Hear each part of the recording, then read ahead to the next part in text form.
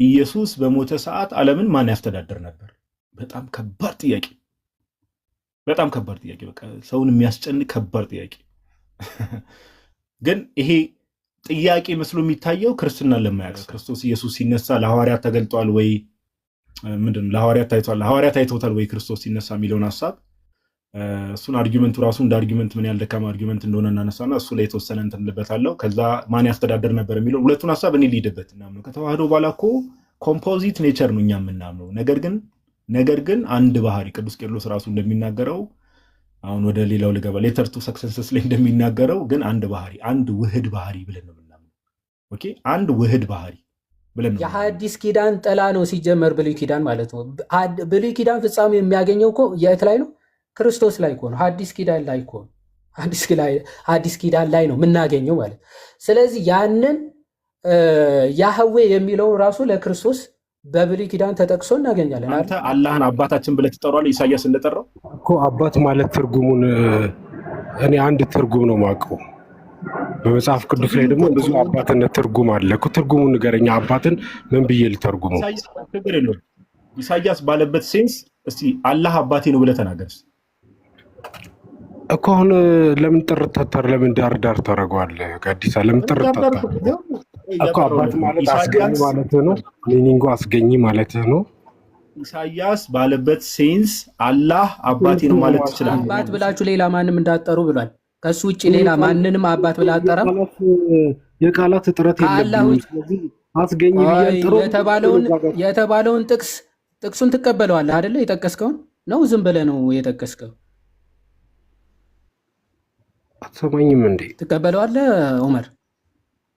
አንተ ራሱ አሰማም እንዴ? የጠቀስከውን ጥቅስ ትቀበለዋለህ? ትቀበለው ካለው አባት ጋር ስለሚገናኝ እኔ ለአምላኬ ክብር ነው። የጠቀስከው ጥቅስ ትቀበለዋለህ ወይስ አትቀበለው? ክርስቶስ ኢየሱስ ሲነሳ ለሐዋርያት ተገልጧል ወይ ምንድን ነው ለሐዋርያት ታይቷል፣ ሐዋርያት አይተውታል ወይ ክርስቶስ ሲነሳ የሚለውን ሐሳብ እሱን አርጊመንቱ ራሱ እንደ አርጊመንት ምን ያህል ደካማ አርጊመንት እንደሆነ እናነሳና እሱ ላይ የተወሰነ እንትን እንልበታለሁ። ከዛ ማን ያስተዳደር ነበር የሚለው ሁለቱን ሐሳብ እኔ ልሂድበት። በመጀመሪያ ደረጃ በደንብ ስሙ። ሜቢ የምትከታተሉ ሙስሊሞች ካላችሁም ክርስቶስ በሞተ ሰዓት ኦር ኢየሱስ በሞተ ሰዓት ዓለምን ማን ያስተዳደር ነበር? በጣም ከባድ ጥያቄ፣ በጣም ከባድ ጥያቄ። በቃ ሰውን የሚያስጨንቅ ከባድ ጥያቄ። ግን ይሄ ጥያቄ መስሎ የሚታየው ክርስትናን ለማያውቅ ሰው ነው። ጥያቄ መስሎ የሚታየው ምንድነው? እንዳልኳችሁ ክርስትናን ለማያውቅ ሰው፣ ክርስትናን አንደርስታንድ በተወሰነ መልኩ ክርስትናን አንደርስታንድ ያደረገ ሰው ይሄ እንደው እንደ ጥያቄ ራሱ አይቀርብም። ኦኬ፣ እንደ ጥያቄ ራሱ አይቀርብም። ለምን በሉ የተዋህዶን ኮንሰፕት መረዳት ያስፈልጋል። አምላክ ሰው ሆነ፣ ቃል ስጋ ሆነ ስንል ኦኬ፣ ቃል ስጋ ሆነ ስንል መለኮት የስጋን ባህሪ ገንዘብ አድርጓል፣ ስጋም ደግሞ የመለኮትን ባህሪ ገንዘብ አድርጓል ብለን እየተናገርን ነው። ጌታችን ኢየሱስ ክርስቶስ ቅዱስ ጴጥሮስ አንደኛ ጴጥሮስ መልእክቱ ምዕራፍ 3 ላይ እንደተናገረው በስጋ ሞተ፣ በመንፈስ ግን ሕያው ሆነ። አያችሁ፣ በምንድን ነው የሞተው ስንል ሁሌ አሁን የስቅለት ቅርብ ጊዜ ራሱ ስቅለት ላይ ምንድን ነው ሞተ? በስጋ ነው የምንለው እኛ። በስጋ ሞተ።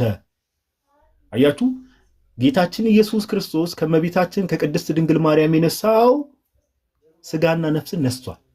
ከስጋዋ ስጋ ከነፍሷ ነፍስን ነስቷል። ስለዚህ ቃል ስጋን ተዋሃደ ስንል ኦኬ፣ ስጋንም ነፍስንም ነስቷል፣ የራሱ አድርጓል እያለ ነው። ስለዚህ መለኮት ከስጋም ጋር ከነፍስም ጋር ተዋህዷል እያለ ነው። አያችሁ፣ ለዛ ነው ጴጥሮስ ምን አለ? ክርስቶስ ኢየሱስ እንዳልሞተ እዚሁ ጋር አንደኛ ጴጥሮስ መልእክት ላይ በስጋ ነው የሞተው፣ ነገር ግን ሞተ ብለን ስንናገር ለክርስቶስ ኢየሱስ ሞተ ስንል በስጋ ሞተ ብለን ስንናገር እንደው ይሄ ከመኖር ወደ አለመኖር መምጣት አይደለም እያልን ያለ ነው። በደንብ ስሙ። አንደኛ ጴጥሮስ መልእክቱ ምዕራፍ 3 ላይ እንዲህ ይላል ቅዱስ ጴጥሮስ። አንደኛ ጴጥሮስ መልእክቱ ምዕራፍ 3 ላይ ከቁጥር 18 ጀምሮ እንደዚህ ይላል፣ ክርስቶስ ደግሞ ወደ እግዚአብሔር እንዲያቀርበን እርሱ ጻድቅ ሆኖ ስለ ዓመፀኞች አንድ ጊዜ በኃጢአት ምክንያት ሞቷልና በስጋ ሞተ፣ በመንፈስ ግን ሕያው ሆነ ካለ በኋላ በእርሱም ደግሞ በነፍሱ ማለት ነው። በእርሱም ደግሞ በወይኒ ለነበሩት ነፍሳት ሰበከላቸው ይላል። በወይኒ ለነበሩት ነፍሳት ምን ሰበከላቸው? ጌታችን ኢየሱስ። አሁን ይህ መች ነው ከተባለ በዕለተ ዓርብ በስጋ ከሞተ በኋላ የተደረገ ኢንሲደንት ነው። ከትንሣኤው በፊት ከሞተ በኋላ የተደረገ ነው። በወይኒ ለነበሩት ነፍሳት ሰበከላቸው የሚለውን የቤተክርስቲያን አባቶችም የሚያምኑት ቤተክርስቲያናችን በሲኦል ለነበሩት ነፍሳት ማለት ነው። አያችሁ ክርስቶስ ኢየሱስ በዛ ጊዜ የምንነበረው ህልውና ነበረው። በስጋ ሞተ ሲባል መለኮት አለ ስቲል መለኮት በስጋ ነው የሞተው፣ ቃል በስጋ ነው የሞተው እንጂ ሙሉ ለሙሉ ዲሳፒር የማድረግ ከመኖር ወደ አለመኖር መምጣት አይደለም። በወይኒ ለነበሩት ነፍሳት ሰበከላችሁ ይላል። ከዛ በተጨማሪ አንድ ነገር ልጨምርላችሁ። ኦኬ አንድ ነገር ልጨምርላችሁ። ዮሐንስ ወንጌል ምዕራፍ 2 ላይ በዋናነት እንደውም እሱ ነው የሚነሳው። ዮሐንስ ወንጌል ምዕራፍ 2 ላይ እንዲህ ይላል ከቁጥር 18 ጀምሮ። ስለዚህ ዮሐንስ ወንጌል ምዕራፍ 2 ከቁጥር 18 ጀምሮ ስለዚህ አይሁድ መልሰው ይህን ስለምታደርግ ምን ምልክት ታሳየናለህ አሉት። ጌታችንም እንደዚህ አላቸው።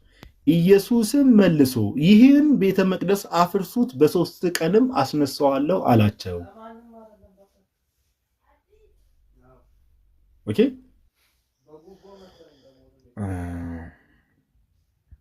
ወይስ አንዴ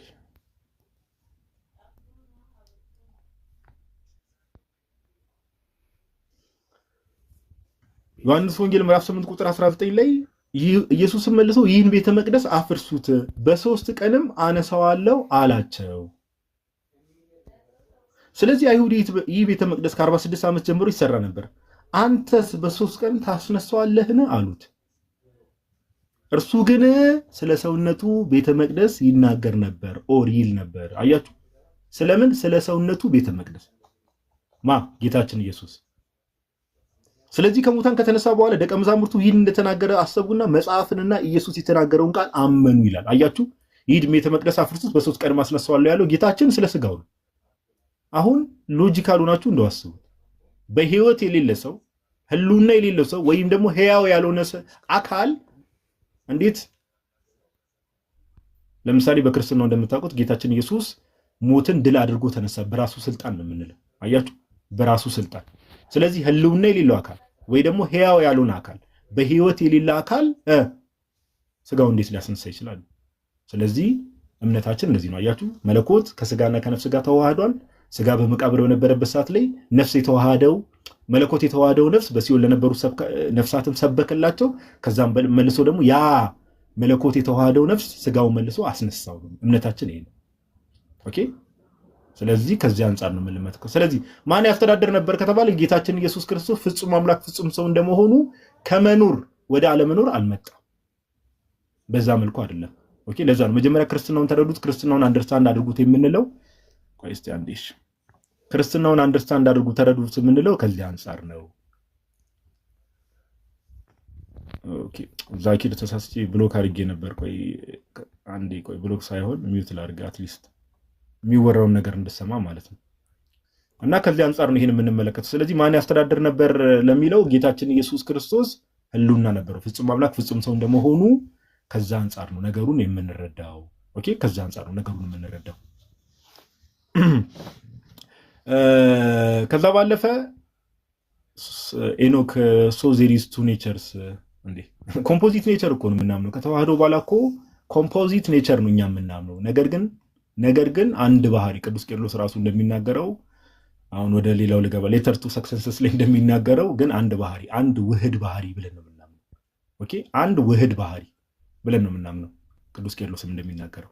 ስለዚህ ከዚህ አንጻር ነው የምንረዳው። ኦኬ ሌላ ሁለተኛው ጥያቄ ጌታችን ኢየሱስ ክርስቶስ ከሞት ሲነሳ ሐዋርያት አይተውታል ወይ ነው ጥያቄ።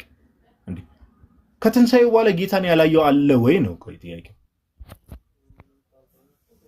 ኦኬ ከትንሣኤው በኋላ ጌታን ያላየ ሐዋርያ አለ ወይ? ወይስ ጥያቄያቸው እነዚህ ሰዎች እንደው ልክ ጌታችን ኢየሱስ ልክ ሞትን ልክ መቃብር ፈንቅሎ ልክ ሲወጣ እዛ ጋር ቆሞ እንዲህ ሲመለከት የነበረ ሰው አለ ወይ ነው ጥያቄያቸው። እንደዛ ከሆነ አርጊመንቱም እንደዛ ያየ ሰው አለ ከሆነ አርጊመንታቸውን ፌል ያደርጋል ባይ ዲፎልት። ለምን ከተባለ ክርስቶስ ኢየሱስ ለመነሳቱ ማስረጃው ግዴታ መቃብር ፈንቅሎ ሲወጣ የሆነ ሰው እዛ ጋር ቆሞ እንዲህ ማየት አለበት ሳይሆን ተነስቶ ማየታቸው። ለምን ሲሞት አይተውታል። ለምሳሌ ኦኬ ዮሐንስ ወንጌል ምዕራፍ 19 ላይ ቅዱስ ዮሐንስ ወንጌላዊ ከመስቀሉ ስር ነበር እንደምታውቁት። ዮሐንስ ወንጌል ምዕራፍ 19 ላይ ኦኬ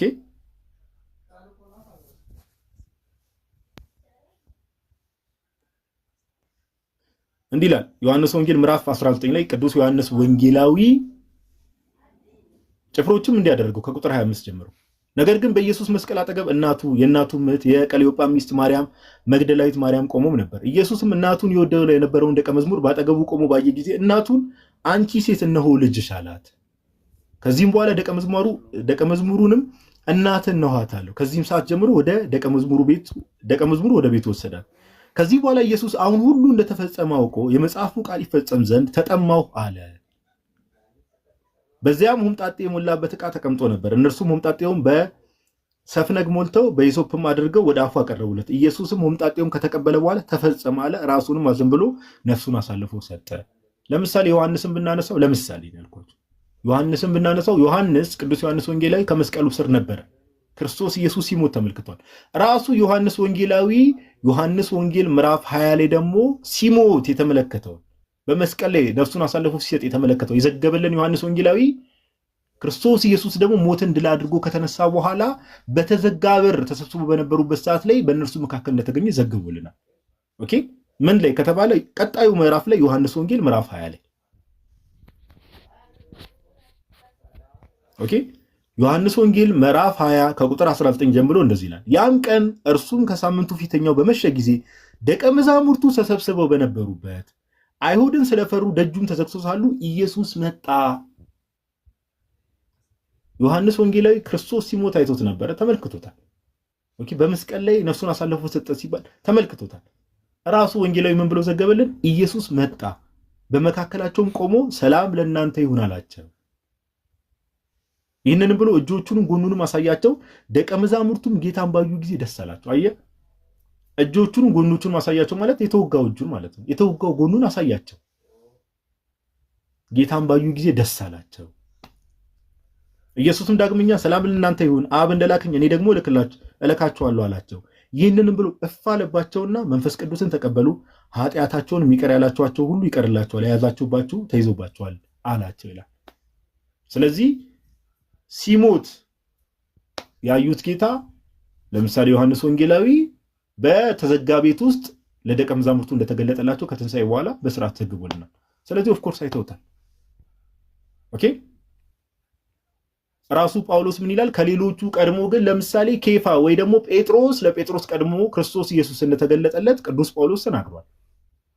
አንደኛ ቆሮንቶስ ምዕራፍ 15 ላይ ቅዱስ ጳውሎስ እምነቱን በሚናገርበት ሰዓት ላይ እንደዚህ ይላል። ከቁጥር 1 ጀምሮ እናንበበው።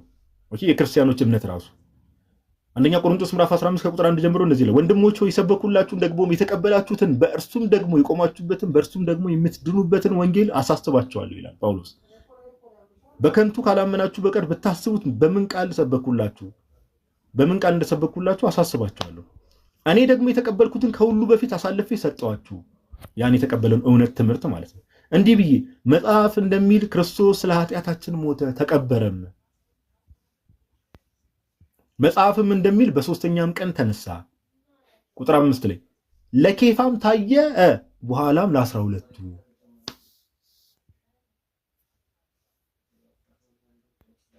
ከዚያም በኋላ ከ500 ለሚበዙ ወንድሞች በአንድ ጊዜ ታየ። ከእነርሱ የሚበዙት እስካሁን አሉ፣ አንዳንዶች ግን አንቀላፍተዋል እያለ ይናገራል። ኦኬ ስለዚህ በግልጽ ክርስቶስ ኢየሱስ መነሳቱን ኦፍኮርስ ሐዋርያቱም ሌሎች ደቀ መዛሙርት ኢቭን ሁላ ቅዱስ ጳውሎስ አንደኛ ቆሮንቶስ ምዕራፍ 15 ላይ 500 ሰዎች ራሱ እንዳዩት በዓይን ያዩት ክርስቶስ ኢየሱስን ሞትን ድል አድርጎ ከተነሳ በኋላ ያዩታል። ነገር ግን እንደው ልክ መቃብር ፈንቅሎ ሲወጣ ቦታው ላይ ቁጭ ብለው ማየት አለባቸው ክርስቶስ መነሳቱን ለማረጋገጥ ከተባለ ይሄ በጣም የደከመ አርጊመንት የለም እንደዚህ የሚል አርጊመንት ራሱ እና ከዚህ አንጻር ነው ሁለቱን የምንመለከተው ለማለት ያክል ነው። እግዚአብሔር ያክብርልን። ዮሐድ you can go ahead ቃሊት ያሰማልን ጋዲ። በጣም አሪፍ ምላሽ ነበረ። ጸዴ መልስ ሰጥተበታል። እኔ ደግሞ ለተነሱት ሀሳቦች የተወሰነ በአጭሩ ፈጠን ያለ ሪፍሌክሽን ልስጥና ወደ ቀጣዩ ርዕስ እናልፋለን ማለት ነው። እንግዲህ ከተነሱት ጥያቄዎች መካከል ያህዌ ራሱ በሐዲስ ኪዳን ተጠቅሰዋል ወይ አይነት ነገር ነው። እንግዲህ ያህዌ የሚለው ዕብራይስጥ ነው አይደል? የሐዲስ ኪዳን መጻሕፍት ደግሞ ምንድናቸው? ግሪክ ናቸው። አብዛኞቹ ግሪክ ናቸው። ኦኬ፣ አብዛኞቹ የግሪክ መጻሕፍት ናቸው። ሶ ያህዌ የሚለውን ቃል ቀጥታ እንዲጠቀስ ምናምን አይጠበቅም፣ ኤክስፔክት አይደረግም ማለት ነው። ሂብሩ ነው ያህዌ የሚለው። ከዛ በግሪክ ደግሞ ቴዎስ ወይም ደግሞ አምላክ የሚለው ቃል ይጠቀማል። ግን በብሉይ ኪዳን የተጠቀሱ ጥቅሶችን ኢሚዲየትሊ በሐዲስ ኪዳን ተጠቅሰው እናገኛለን። ያህዌ ተብለው በብሉይ ኪዳን በዕብራይስጡ የተጠቀሱት በሐዲስ ኪዳን ሊትራሊ የተጠቀሱ ጥቅሶች አሉ። ለምሳሌ እሱ ራሱ ሲጠቅሳቸው ከነበሩ ጥቅሶች መካከል ዘዳግም ምዕራፍ 6 ከቁጥር 4 ላይ ያለው አይደለም። ዘዳግም 6:4 ላይ ምንድነው የሚለው? እስራኤል ሆይ ስማ አምላካችን እግዚአብሔር አንድ እግዚአብሔር ነው ወይም አንድ ያህዌ ነው አይደለም የሚለው። ዘን ያንን ጥቅስ ክርስቶስ ራሱ ጠቅሶታል ነው። በሐዲስ ኪዳን ተጠቅሷል ወይ ነው? አዎ፣ ያንን ጥቅስ ራሱ ኮት ተደርጎ ተጠቅሷል። የት? ማርቆስ ወንጌል ምዕራፍ 12 ከቁጥር 29 ላይ ያንን ቨርስ ኢሚዲየትሊ ተጠቅሷል። ምን ይላል? ከትእዛዛት ሁሉ የመጀመሪያይቱ የትኛዋ ነች ተብሎ አንድ ጸሐፍት ለክርስቶስ ጠየቀው። ከትእዛዛቱ አንደኛዋ የመጀመሪያዋማ ምንድን ነች ይላል። ኢየሱስም መልሶ እንዲህ አለው፣ ከትእዛዛት ሁሉ ፊተኛይቱ እስራኤል ሆይ ስማ ጌታ አምላካችን አንድ ጌታ ነው የምትለዋል። ስለዚህ ጌታ አምላካችን ክርስቶስ ራሱ የዘዳግም ምዕራፍ 6 ከቁጥር 4 ያለውን ጥቅስ ጠቅሶ አምላካችን አንድ ያህዌ ነው የሚለው ክርስቶስ ከትእዛዛት ሁሉ የመጀመሪያዋ ምንድነች? አንድ ያህዌ ነው የሚለውን ጠቅሶታል። ክርስቶስ ራሱ አሁንም እዛው ማቴዎስ ወንጌል ምዕራፍ 4 ላይም ሂድ ለአምላክ ለእግዚአብሔር ስገድ ተብሎ ደግሞ ተጽፏል ብሎ የዘጸአት ከ10ቱ ትእዛዛት የመጀመሪያው ዘጸአት ምዕራፍ 20 ላይ ያለውን ጥቅስ ማለት ነው። ለያህዌ ለአምላክ እሱን አምልክ እሱም ብቻ አምልክ ለእርሱም ስገድ ተብሎ የተጻፈውን ክርስቶስ ሲጠቅስ እንመለከታለን። ኢሚዲየትሊ ጥቅሶቹ ያህዌ የሚለው በግሪኩ መጥቶ ተጠቅሷል ማለት ነው። ኢሚዲየትሊ ያ ቨርስ ራሱ ኮት ተደርጎ ተጠቅሷል። ስለዚህ ብሉይ ኪዳኑ ከሐዲስ ኪዳኑ ኮንሲስተንስ ነው። ኦኬ፣ የሐዲስ ኪዳን ጥላ ነው ሲጀመር ብሉይ ኪዳን ማለት ነው። ብሉይ ኪዳን ፍጻሜ የሚያገኘው እኮ የት ላይ ነው? ክርስቶስ ላይ እኮ ነው። ሐዲስ ኪዳን ላይ እኮ ነው። ሐዲስ ኪዳን ላይ ነው የምናገኘው ማለት። ስለዚህ ያንን ያህዌ የሚለውን ራሱ ለክርስቶስ በብሉይ ኪዳን ተጠቅሶ እናገኛለን አይደል? ያህዌ ተብሎ ለምሳሌ ዘፍጥረት ምዕራፍ 19 ላይ ዘፍጥረት ምዕራፍ 19 ከቁጥር 24 ላይ ሁለት አካላት ያህዌ ተብለው ተጠቅሷል። ሁለት አካላት ያህዌ ተብለው ተጠቅሰዋል።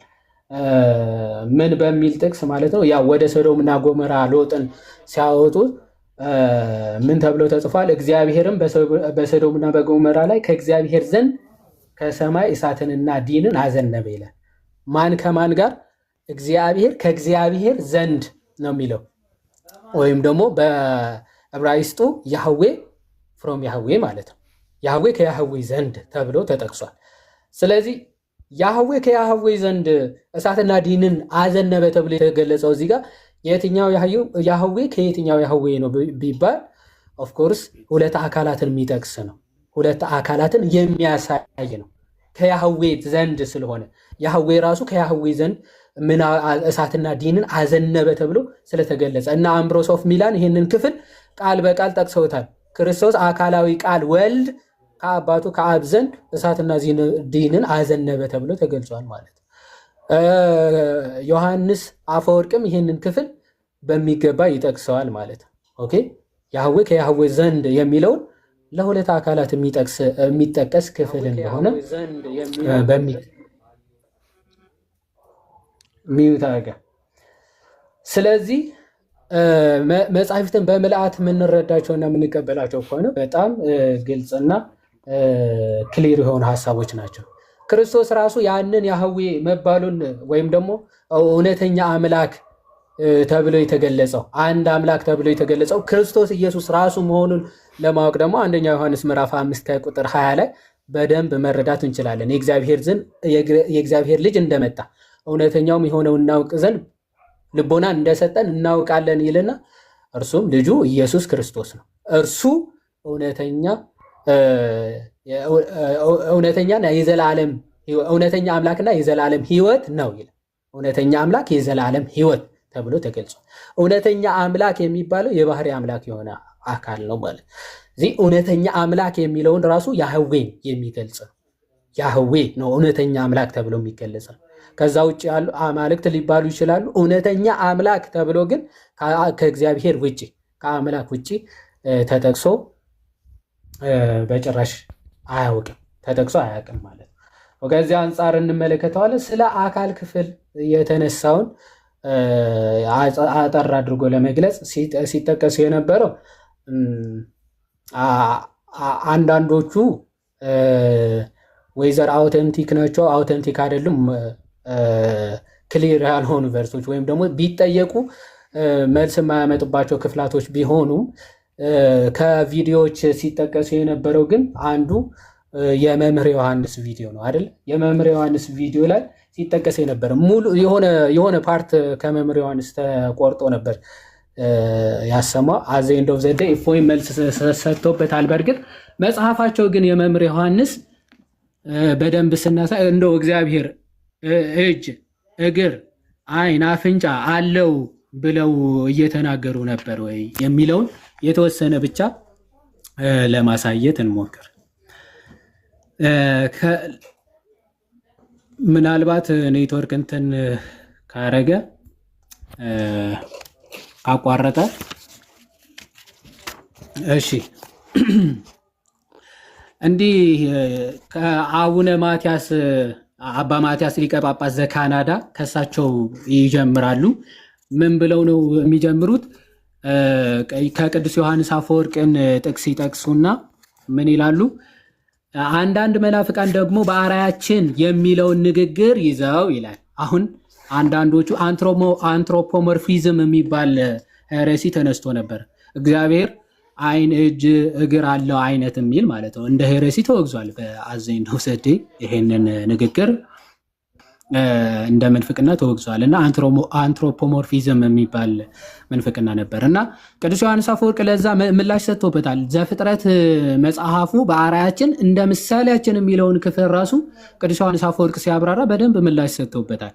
ኦኬ፣ አርአያና አምሳል ምንድን ነው? የምር ይሄ የምናየው እጅ፣ እግር፣ አፍንጫ እነሱን ናቸው የእግዚአብሔር አርአያ የሚባሉት ይልና አይደሉም የሚለውን ምላሽ በደንብ ይሰጥበታል ማለት ነው። እና ከዛ አንስተው ምን ይላሉ?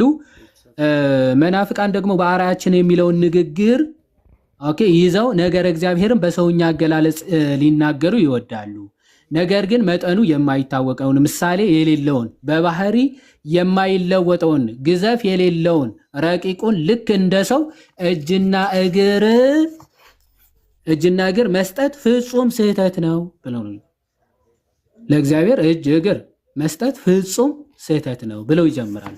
ከዛ ከአባቶች ደግሞ ጥቅስን ይጠቅሳሉ። ቅዱስ አትናቴዎስን የተለያዩ የአካል ክፍሎች ተሰብስበው ሙሉ አካልን እንደሚገነቡ ሙሉ አካልም የተለያዩ ክፍሎች ውሁድ እንደሆነው እያንዳንዱ ክፍልም የሙሉ አካል ክፍል ነው።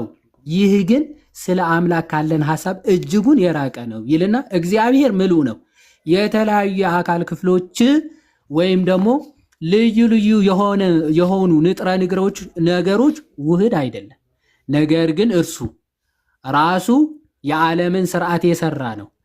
የአምላክ የአካል ክፍሎች አለው ሲሉ ምን አይነት የማይረባ ነገር አምላክን ተቃርነው እንደሚናገሩ ተመልከቱ ይላል። ቅዱስ አትናቴዎስ ምን ይላል? እግዚአብሔርን ከአካል ክፍላትን አዋቅረው የአካል ክፍላቶች ውቅር ነው የሚሉ ውህድ ነው የሚል የአካል ክፍላቶች የሚባሉት ባይዘው ዓይን፣ አፍንጫ፣ እግር፣ እጅ የሚባሉት ናቸው። የእነዚህ ሁሉ ስብስብ ነው ማለት እግዚአብሔር የአካል ክፍላቶች ውህድ ነው ማለት ምን ያክል በእግዚአብሔር ላይ የሚቃረን ነገር እንደሚናገሩ ተመልከቱ ይሉና እርሱ ከአካል ክፍሎች ከተገነባ የተለያዩ የአካል ክፍላቶች ካሉት ማለት ነው። በእርግጠኝነት እርሱ ራሱን አይመስልም ማለት ነው። እርሱን ራሱ አይመስልም ማለት እግሩ እጁን አይመስልም፣ እጁ አንገቱን አይመስልም፣ አንገቱ ዓይኑን፣ ዓይኑ አፍንጫውን አይመስልም እያልን ነው። ስለዚህ ከማይመሳሰሉ የአካል ክፍሎች የተገነባ ነው የሚለውን ሐሳብ ያስከትላል ማለት ነው። ከማይመሳሰሉ ከተለያዩ የአካላት ክፍሎች ውህዱ ነው ወይም ውቅር ነው እያላችሁ ነው ማለት ነው ይላል። እርሱ ፀሐይ ከሆነ ጨረቃ አይደለም፣ ጨረቃ ከሆነ ምድር አይደለም፣ ምድር ከሆነ ባህር መሆን አይችልም ወዘተ እንደማለት ነው። ከተለያዩ የተዋቀረ ከሆነ አይን የመስሚያ አካል አይደለም ማለት ነው፣ ወይም ደግሞ ጆሮ አይደለም ማለት ነው። አሁን አይን አለው ጆሮ ነው አለው ከተባለ አይን ጆሮ ነው አይደለም። አይን የሚሰራው ጆሮ አይሰራም ማለት ነው። ስለዚህ አይን ጆሮ አይደለም። የኋለኛው ወይም ደግሞ የመስሚያ አካል ደግሞ እጅ አይደለም፣ ጆሮ ደግሞ እጅ አይደለም ማለት ነው። ሆድም ደረት አይደለም፣ እንደገና አንገትም እግር አይደለም። ነገር ግን እያንዳንዱ የራሱ ስራ አለዋል። ስለዚህ እግር መሄጃ እንጂ መስሚያ አይደለም። ጆሮ መስሚያ እንጂ ማያ አይደለም። ጆሮ መስሚያ እንጂ ማሽተቻ አይደለም እንደማለት ነው። ስለዚህ በእግዚአብሔር አካላትም እነዚህ ውቅሮች አሉ ከተባለ የአካል ክፍላቶች አሉ ከተባለ እግሩ ይሄዳል እንጂ አያይም፣ ጆሮው ይሰማል እንጂ አያይም እንደማለት ነው። ኦኬ፣ የተለያዩ የስራ ክፍሎች አሉት ማለት ነው ማለት ቀጠለ። ስለዚህ አይደለም አለ። ነገር ግን እያንዳንዱ የራሱ ስራ አለው ተብሎ አይነገርለትም። የተከፋፈለ ነው በአካላት። ኦኬ፣ ስለዚህ እንድንል ያደርገናል። በመሆኑም እግዚአብሔር የአካል ክፍሎች አሉት ማለት ተገቢ አለመሆኑ ይልቅ ያትታል። ኦኬ፣ እኛ ጋር ያሉ የአካል ክፍሎች ለእግዚአብሔር ሰጥቶ መናገር ወይም ለእግዚአብሔር አካሉን ከፋፍሎ አይኑ የሆነ የአካል ክፍሉ ነው፣ ጆሮው የሆነ የአካል ክፍሉ ነው፣ እጁም የሆነ የአካል ክፍሉ ነው እያለን ልንከፋፍል አይገባም ነው ሊቁ የሚለን ባጭሩ። ይሄ የመምህር ዮሐንስ ሐሳብ ነው። መጽሐፉ ኦርቶዶክሳዊ ነገረ ሥላሴ በማን በዲያቆን ዮሐንስ ጌታቸው። ስለዚህ ዝም ብሎ እየነጠሉ የሆነ ቪዲዮ ቆርጦ ማምጣት ኦኬ አያድንም። የቅዱስ ዲዮናስዮስ ዘአርዮፋገስ፣ የቅዱስ ሄራኒስ ኦኬ፣ የዲዲመስ ዘ ብላይንድ ወይም ደግሞ አይነ ስውሩ ዲዲመስ፣ የሂላሪ ኦፍ ፖኤትረስ የነዚህ ሁሉ አባቶች ሐሳብ ዮሐንስ ዘደማስቆ ባይ ዘ ወይ ጆን ኦፍ ደማስከስ ኦን ዘ ኦርቶዶክስ ፌዝ በደንብ ብታነቡት በጣም አሪፍ ጽሁፍ ነው። እንዴ ታዲያ እግዚአብሔር እጅ እግር አፍንጫ የለውም ካልን መጽሐፍ ቅዱስ እኮ የእግዚአብሔር አይኖች የእግዚአብሔር ጆሮ ተብሎ ተገልጿል። ስለዚህ እንዴት ነው የምንረዳው የሚለውን በደንብ ጆን ኦፍ ደማስከስ ለምን እንደተገለጸ ለምን እንደዛ እንደተባለ በሚገባ አይን ምን እንደሚያመለክት ጆሮ ምን እንደሚያመለክት ጆን ኦፍ ደማስከስ በሚገባ ያብራራል። እነ ቅዱስ ጎርጎርዮስ ዘኑሲስ ምናምን እነ ቅዱስ ኤፍሬም ሶሪያዊ ኦኬ፣ እነዚህ ሁሉ አባቶች ጠቅሰው እግዚአብሔር የአካል ክፍላት የለውም ብለው በሚገባ አብራርተው መጽሐፋቸው ላይ ጽፈዋል። ይሄ ጥራዝ ነገር ዝም ብለህ በቲክቶክ ወይም ደግሞ በቴሌግራም የተላከልህን ቪዲዮ ዝም ብሎ ማሳየት ለውይይቱ ራሱ ዝግጁ አለመሆንን በደንብ የሚያስረዳ ክፍል ነው። ባይ ዘ ወይ እግዚአብሔር በፍጥረታቱ ማለት በፍጥረታት ብቻ ሳይሆን ከፍጥረትም ውጪ በሁሉም የሞላ ነው። ቦታን የሚያካብቡት ሳይሆን በቦታም ያለ ቦታም ያለ ቅዱስ ቄርሎስ ዘኢየሩሳሌም ካቴክቲካል ሌክቸሩ በሚገባ የሚናገረው በቦታም ያለ ቦታም በሁሉ የሞላ ነው ይላል። አሁን የእግዚአብሔር በሲኦል አለ የለም የሚለው ሲኦል ላይ ባይዘው የእግዚአብሔር ምሕረት የለም ነው እንጂ እግዚአብሔር የለም አይደለም። የእግዚአብሔር ምሕረቱ የራቀበት ልክ መጽሐፍ ቅዱስ ላይ በእግዚአብሔር እጅ መውደቅ በሁለት መንገድ ይታያል። ቅዱስ ጳውሎስ በእግዚአብሔር እጅ መውደቅ መልካም ነው ይላል። ቅዱስ ዳዊት ደግሞ በእግዚአብሔር እጅ መውደቅ እጅግ ያስፈራል ይላል። የእግዚአብሔር እጅ መውደቅ ምን ማለት ነው? በምህረቱና በቁጣው መውደቅ ማለት ነው። ምህረትና ጽድቅ ወይም ደግሞ በምህረቱና በቅጣቱ በመዓቱ መውደቅ ማለት ነው። ስለዚህ ሲኦል ገጸ ምህረቱ የሌለበት ቦታ ማለት ነው እንጂ እግዚአብሔር የሌለበት አይደለም። በምህረት አይደለም እዛ ክፍል ላይ የሚገለጸው።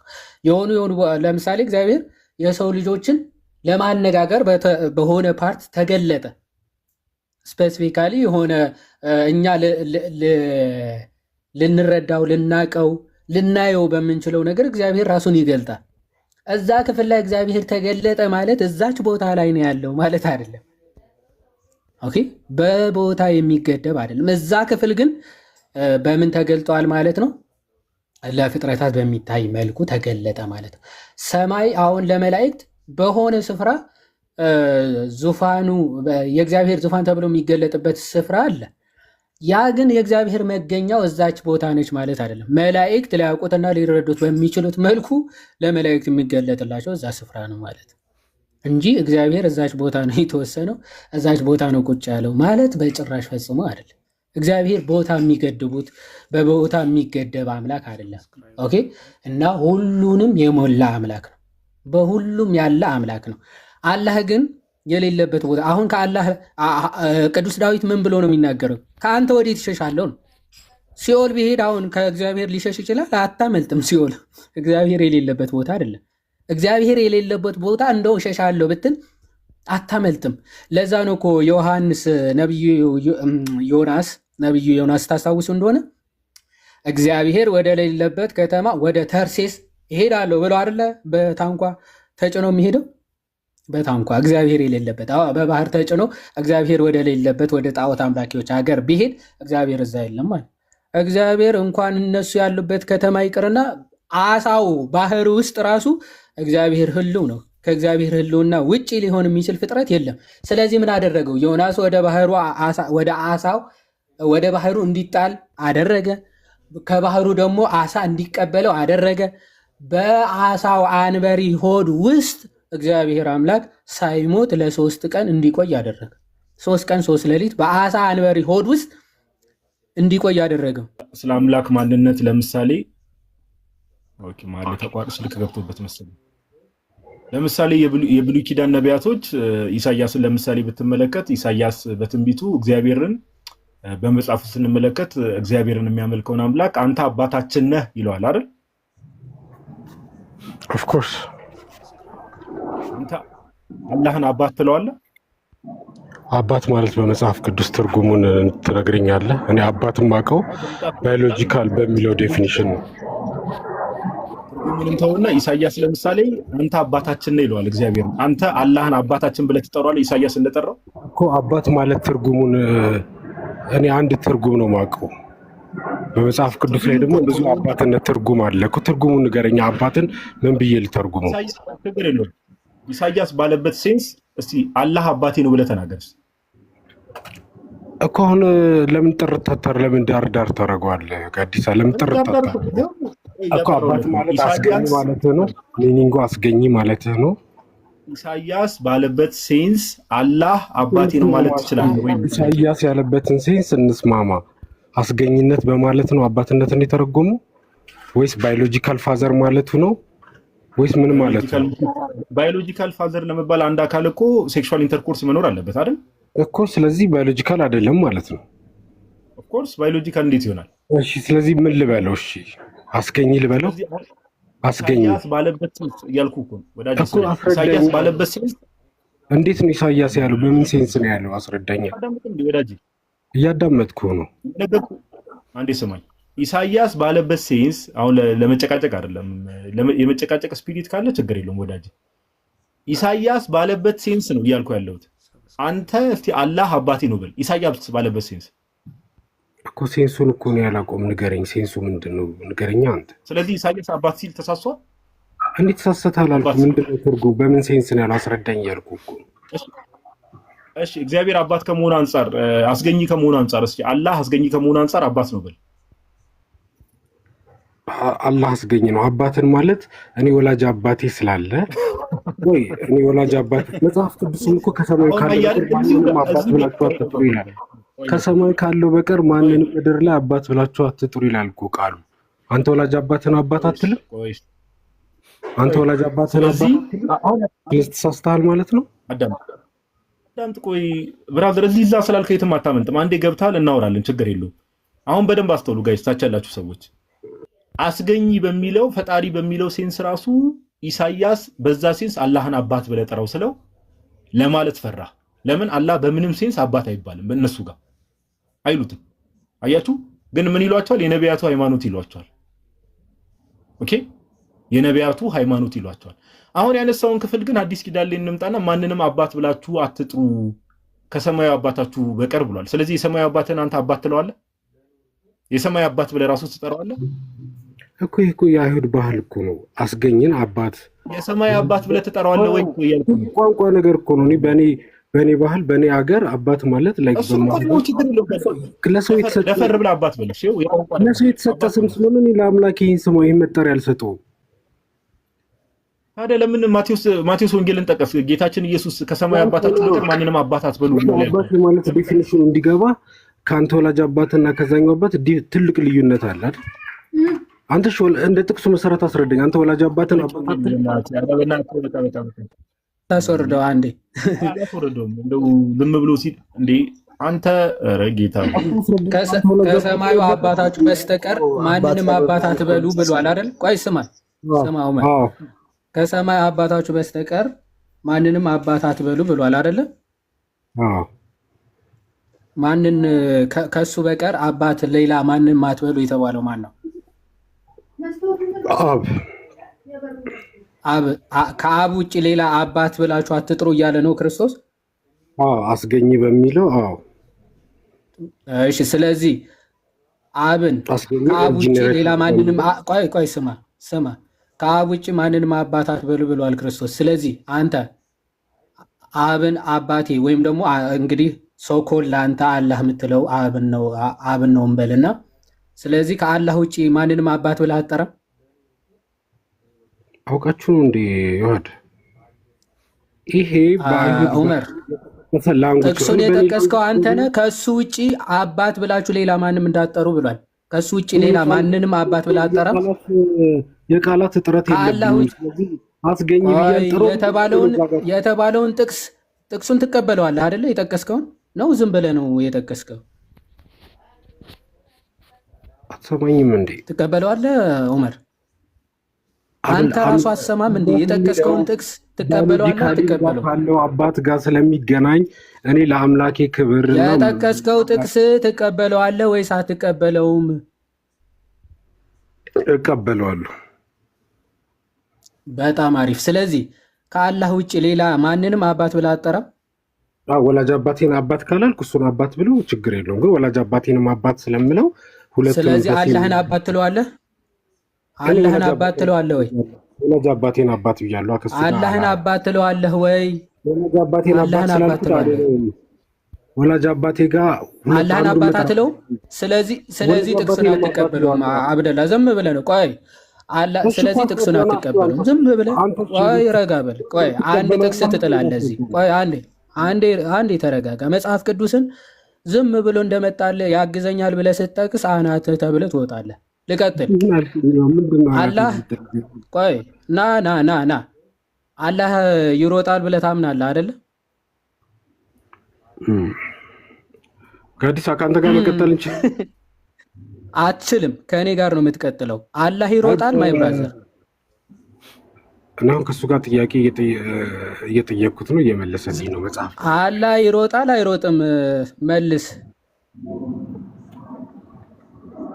ማለት ምንድን ነው አልገባኝም። ምንድን ነው ጥያቄ ነው? ምን ዋት ሹር ቆይ አላህ ይሮጣል የሚለው ምንድን ነው አልገባኝም። ቆይ በጣም ግልጽና አጭር ጥያቄ ነው። አላህ ይሮጣል አይሮጥም? አምላክ ነው ወይስ አይደለም ብዬ ስጠይቅ አምላክ መሆኑን ስታስረዳኝ መልስ ኢየሱስ አምላክ ነው። እኔ አምላክ ነው። ይኸው ኢየሱስ ክርስቶስ አምላክ ነው። አምላክ ነው። እኔ ይኸው መለስኩልህ። አሁን አላህ ይሮጣል አይሮጥም? ዋት ሹር ፖይንት እኮ ነው። አሁን እሺ ሮጠ ብልህ ወይስ ፖይንቱን ተውና መልስ። አሁን ኢየሱስ አምላክ ነው ወይስ አይደለም ስልህ ብታስረዳኝ መልስ። ጥያቄውን አንተ ሰውዬ አታሰልቸን። አዛሉ ማይ ብራዘር ከአንተ ጋር እንደዚህ የመጨቃጨቅና የዶንቆሮዎች ምልልስ ለማድረግ ጊዜ የለንም። የተጠየቀውን የምትመልስ ከሆነ የምታምነው የምርም ሙስሊም ሳትሆኑ እንዳትሞቱ ብለሃል። እንደ ስሎጋን የሆነ ጥቅስ ይሰጣችኋል። ሙስሊም ሳትሆኑ እንዳትሞቱ ሲባል ሰምታል፣ ሲያወሩ ሰምታል። ስለዚህ ታች ሆነ ጥቅስ ሲሰጧችሁ ዝም ብላችሁ ተከትላችሁ ባይዘው አትጻፉ።